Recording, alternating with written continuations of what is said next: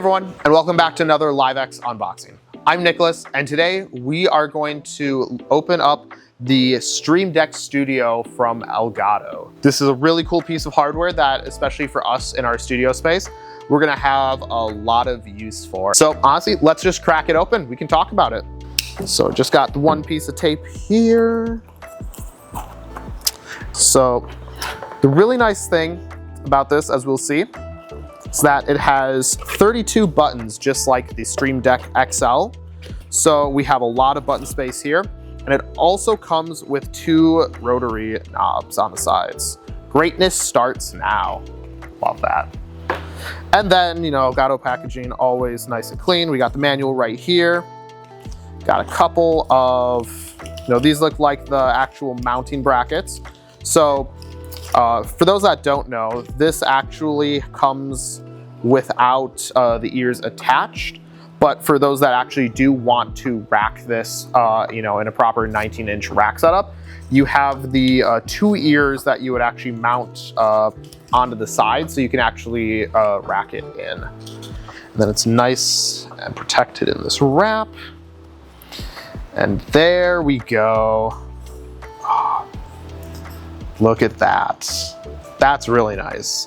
So just like I said, this has 32 buttons. You have 16 in 2 rows, and you have the 2 rotary knobs on the side.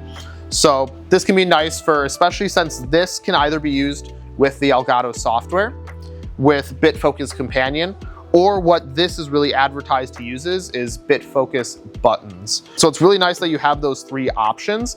And then also there's a couple different ways that you can actually connect this.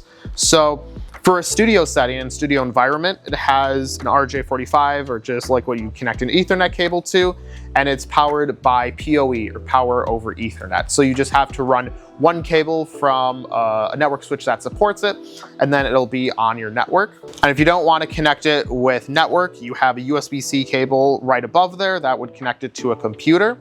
And then right on the other side, you have a USB-C port that would connect for power purposes.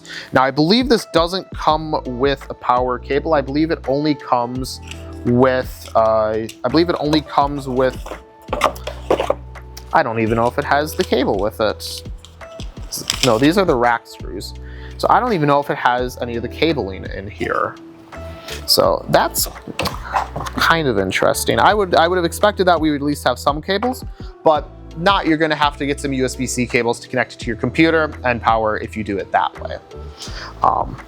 But then the nice thing is that, once you just have it connected with BitFocus Companion or buttons, it should just be able to detect it on the network. Looking at actually it, once you connect it, the IP information will pop up here, so you know what the address is. And you can actually change it to DHCP, so you can, just have it work with your network.